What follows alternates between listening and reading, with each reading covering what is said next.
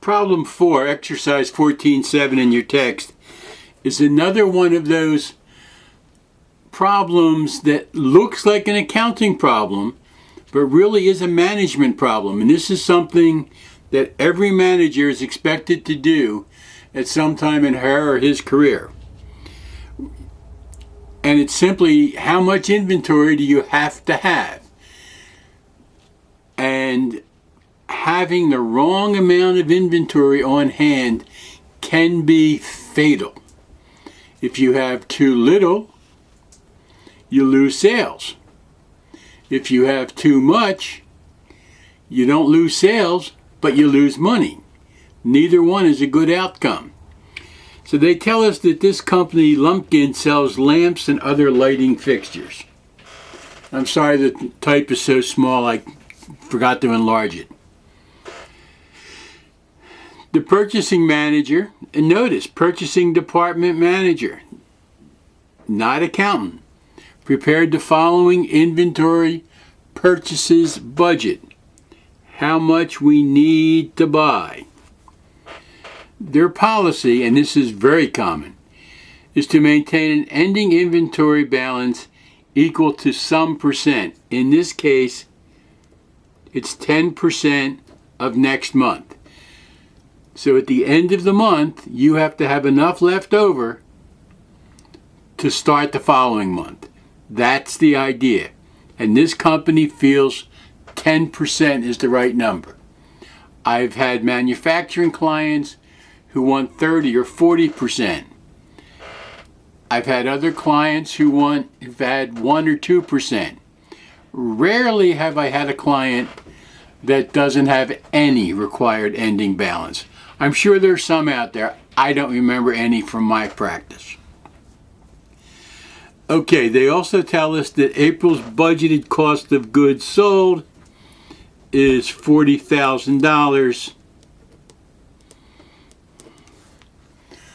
And we're going to need that. Okay, so you see that in January we have 10% of February. In February we need 10% of March.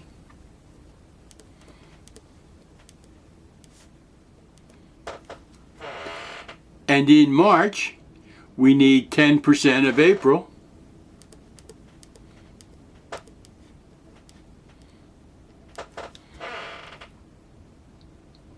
So altogether, in February we need, let me switch to another piece of paper so you're not going blind trying to read,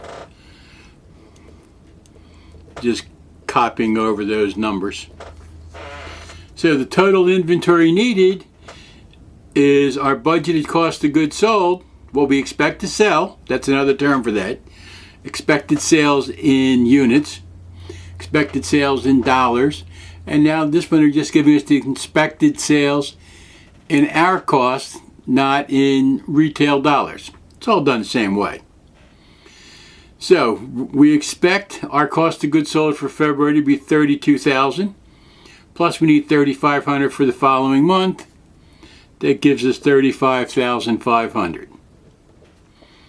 Same deal for March. $35,000 is what we expect to sell, plus $4,000, so we're ready for the next month. $39,000. So the total inventory that we need is $33,200, $35,500, and $39,000, minus the beginning inventory.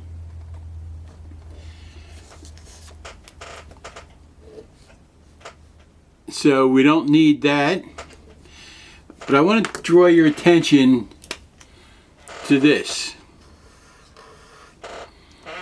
They told us that the beginning inventory had to be at least 10% of the following month's sales. What does that tell you? That tells you that January sales were either not what we expected, but that's not very likely. What's more likely is that December sales weren't what quite what we expected because we ended up with 6,000 units, $6,000 of ending inventory in December when we only needed 3,000. And so we don't need as much, we don't need to buy as much in January. We need 33.2, but we already had 6 instead of the 3 required as a minimum. Remember, they're minimums. Budgeted are minimums. Expected minimums. When you see budgeted, remember that we're not talking about real numbers. We're talking about what we hope, what we expect, what we believe. So, we only need to buy. I knew it was one of those B words. 27,200 to give us our 33.2 because we had 6,000. Now let's go to February. We have our beginning, our minimum 10% that we subtract. So we're going to sell 32,000. We hope. Plus we need 3,500 for next month for a total of 35,500 minus the 32 that we started with. So we need to buy $32,300. And I know this looks like a whole bunch of numbers. But this really isn't an accounting problem. This is strictly a management issue. And this is something you'll be expected to do as a manager. If you're in any industry that carries inventory, and inventory doesn't necessarily mean stuff you're going to sell. It could be supply inventory. It could be any kind of inventory. You're going to have to do this. And again, we subtract our beginning inventory. So in March, we expect to sell $35,000 worth of goods. We need 4,000 for April. Gives us 39,000. We had 3,500 to start. That means we need to buy $35,500 worth of inventory. Okay? So that's the first part. The next part, it says the cost of goods sold appearing on the first quarter pro forma budgeted, made up. Not really an income statement because you don't really do an income statement to the end of the year. But how much will be on the cost of goods sold pro forma, expected, budgeted income statement? And again, that's not an accounting thing. That's your manager saying to you as the next level down manager, Mary, I need to know, fill in the blank. So, what's going to be the cost of goods sold on the income statement for the first quarter? Before you get all agita,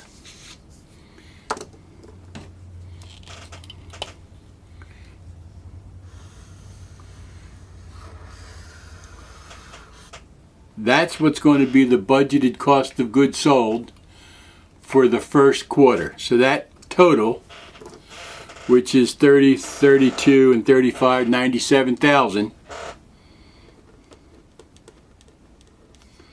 That's the answer to B.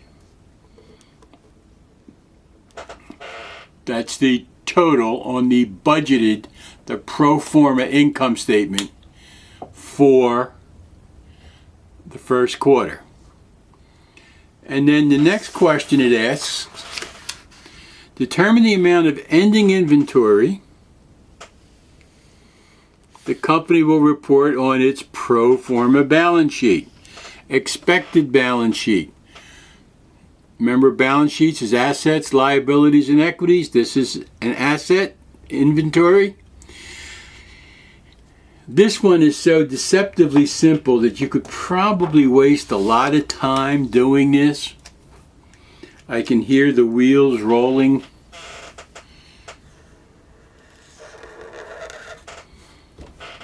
That's the ending inventory. And that's what they're going to report on the balance sheet at the end of the first quarter. So that's the answer to C. So a lot of this, like I've said many times before, you're just putting on your hip boots and digging out your shovel and wading through all the bull. The accounting is not difficult. The numbers are not difficult. It's just wading through all of the terms and the concepts. But the accounting itself, that's the easy part. That's why I'm a CPA. It stands for can't pass anything else.